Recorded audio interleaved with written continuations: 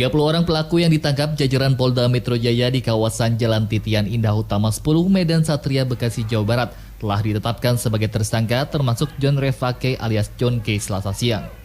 Hasil penyidikan sementara, polisi telah mengetahui peran masing-masing tersangka dalam kejadian aksi penyerangan di Cipondoh, Tangerang dan pembacokan di kawasan Duri Kosambi, Cengkareng, Jakarta Barat. Terkait perkembangan kasus dari kelompoknya John K. yang kemarin melakukan penganiayaan, pengrusakan, juga pembunuhan, juga mereka membawa senjata tajam. Jadi untuk ke-30 pelaku yang kemarin ditangkap. Jadi saat ini yang bersangkutan sudah statusnya tersangka.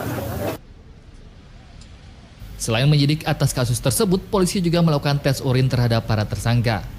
Hasilnya sementara 2 orang anak buah John K. positif menggunakan narkoba. Dari pemeriksaan awal terungkap ada permasalahan pribadi antara John K. dengan Nus K. Permasalahan diduga karena masalah uang. Jadi ini sebenarnya permasalahan pribadi yang memang hasil pemeriksaan John K. Dia mengakui bahwa dia memang merasa dihianati oleh Nus K. Salah satunya adalah masalah urusan uang ini atau masalah tanah ini. Masih ada beberapa lain yang masih belum diungkap oleh John K. Cuma dia sampaikan setiap ditanyakan pasti akan bilang saya dihianati oleh Nus K. Itu yang disampaikan. John K. dan anak buahnya ditangkap atas kasus keributan yang diwarnai penembakan di klaster Australia perumahan Green Lake City, Cipondoh, Tangerang, Banten pada Minggu siang 21 Juni lalu. Dalam kejadian tersebut, selain satpam dan pengendara ojek daring yang terluka, seorang anak buah Nus K. tewas dengan luka bacok di Jalan Kresek Raya, Duri Kosambi, Jakarta Barat. Hendra Aryadi, Bayu Pamungkas, Ilham Adriansah, JAK TV. Kita kembali lagi di Generasi Mecin. Premanisme belakangan cukup meresahkan, apalagi di kota Jakarta. Saya sudah bersama 3 narasumber saya yang sangat ahli sekali dalam bidang hukum dan kepolisian. Ada Bang Reza Indragiri, ada Ibu Hamidah Abdurrahman, dan juga Pak Selamat Pribadi. Halo semuanya, Assalamualaikum. Hai, waalaikumsalam warahmatullahi wabarakatuh. Ya, Bang Reza, saya mau nanya dulu nih soal premanisme, apalagi belakangan cukup meresahkan. Apakah premanisme itu sebenarnya bisa dihentikan, Bang Reza? Semestinya bisa. Orang-orang yang sebutlah bergabung dalam kelompok-kelompok preman kan mengindikasikan bahwa mereka sulit untuk kemudian menjadi warga negara yang bertanggung jawab, memenuhi kebutuhan dengan cara yang bermartabat, memenuhi kebutuhan psikologis dengan cara-cara yang sesuai dengan akal sehat. Saya pikir semestinya bisa. Justru dengan asumsi bahwa ini bisa diberantas, maka saya yakin bahwa otoritas penegakan hukum juga akan bisa bekerja secara maksimal. Oke. Mengingat dari kejadian yang terakhir cukup besar kasus premanisme yang disinyalir dari kelompok John K. Meskipun kita tahu John K. sudah melalui proses hukum asimilasi, apakah proses asimilasi tidak efektif, Bang Reza? Kalau terkait dengan secara umum ya, pertanyaan besarnya adalah mengapa mantan narapidana mengulangi perbuatan jahatnya. Justru pertanyaan itu patut ditujukan terutama sekali ke otoritas hukum dan HAM. Yeah. Mengapa? Karena sesuai dengan namanya, lembaga pemasyarakatan. Dari nama itu saja sudah bisa kita pahami bahwa filosofi penghukuman di negara kita adalah filosofi reintegrasi. Negara, dalam hal ini adalah Kementerian Hukum dan HAM, punya tugas besar untuk kembali memasyarakatkan para narapidana, mereintegrasikan para mantan narapidana tersebut ke tengah-tengah masyarakat. Dengan demikian ada 2 kepentingan yang harus diperhatikan, yaitu kepentingan narapidana itu sendiri dan kepentingan masyarakat. Persoalannya adalah, ini kalau kita kaitkan dengan kebijakan pembebasan dini puluhan ribu narapidana sekian bulan lalu, saya mempertanyakan sebelum puluhan ribu narapidana itu dikembalikan ke tengah masyarakat, terhadap mereka sudah dilakukan risk assessment atau belum? Sudah dilakukan penakaran resiko atau belum? Karena risk assessment atau penakaran resiko itulah yang berujung pada rekomendasi yang sifatnya individual, tidak bisa pukul rata. Mana narapidana yang memang sudah selayaknya dikembalikan ke masyarakat, Dan mana pula narapidana yang masih harus tanda petik bersekolah lebih lama lagi di dalam lembaga pemasyarakatan. Peristiwa yang kita perbincangkan sekarang, yang harus saya katakan amat sangat menggelisahkan ini, mengindikasikan bahwa risk assessment atau penakaran resiko itu belum berjalan secara maksimal. Oke, saya mau nanya ke Pak Slamet soal yang ahli dalam bidang hukum pidana. Sebenarnya bagaimana seorang mantan narapidana ketika dikembalikan ke masyarakat, Pak Slamet, untuk menjalani proses di society, Pak Slamet? Saya pribadi nggak percaya ya mereka menjadi orang yang kemudian tidak melakukan apapun ketika di luar. Saya lihat teman-teman di lapangan, kemudian kebijakan-kebijakan di reskrim, di teman-teman di jajaran reserse, mereka ada yang berkomunikasi dengan saya, ada yang saya yang bertanya. Mereka sangat bersiap itu ketika ada orang-orang yang sedang proses asimilasi, kemudian sudah keluar. Artinya apa? Dari kita ada kekhawatiran mereka akan melakukan kegiatan-kegiatan liar di luar pemantauan teman-teman dari lapas, bisa mengulangi atau melakukan kejahatan baru di situ.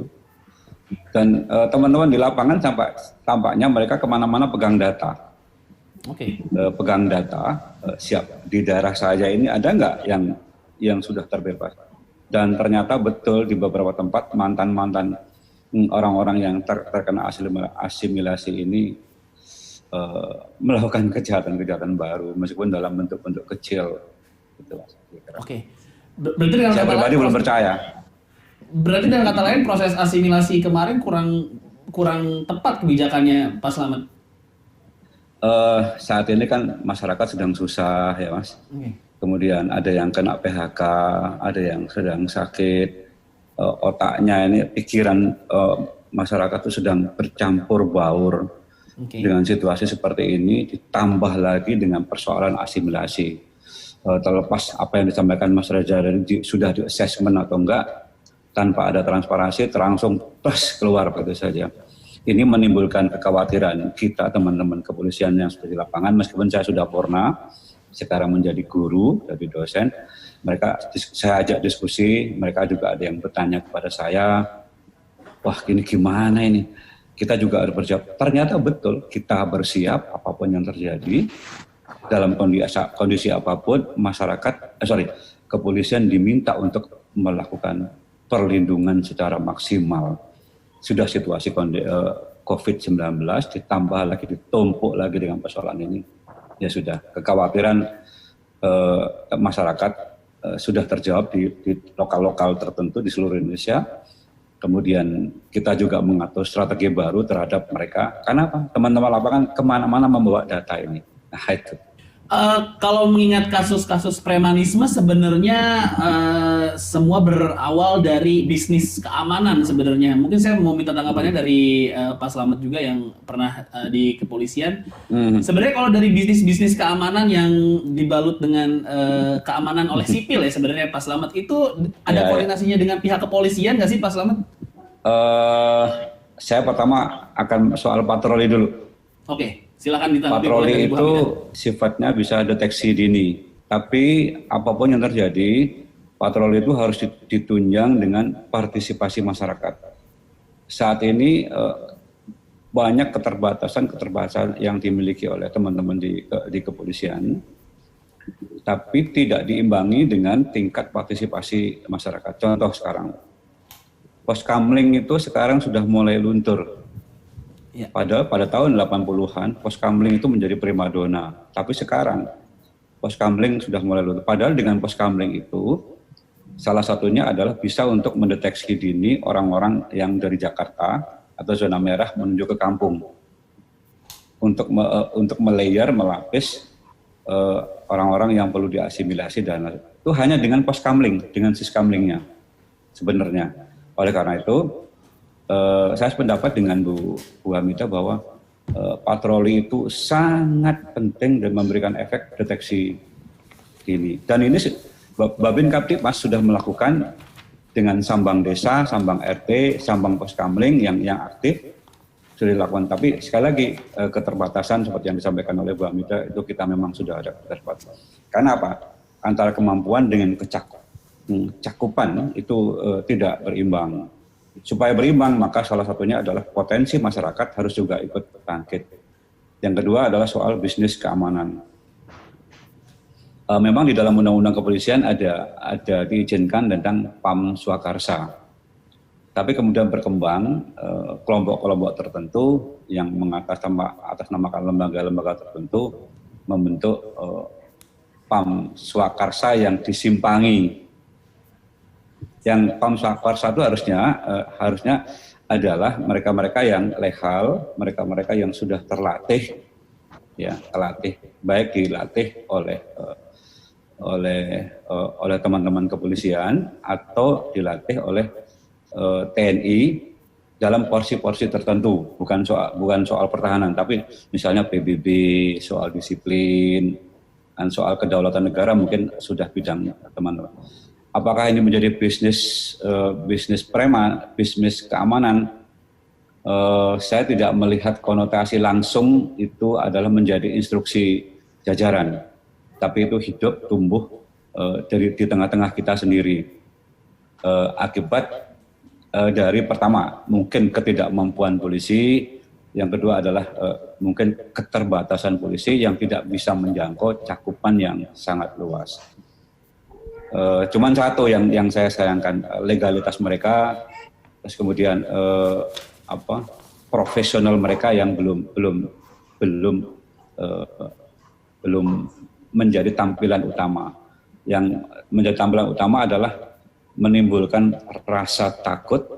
Dengan takut itu yang tadinya tidak berbuat sesuatu sehingga membuat sesuatu. Misalnya harus menagih utang. Dengan tampilan kita yang hitam, kemudian tinggi, gede badan, bukan Patra ya yang hitam ya. Bukan saya. Saya penakut, Pak Slamet. Kemudian berewokan, kumisan, orang yang tadinya tidak mau bayar, akhirnya utangnya jadi bayar misalnya. Ya.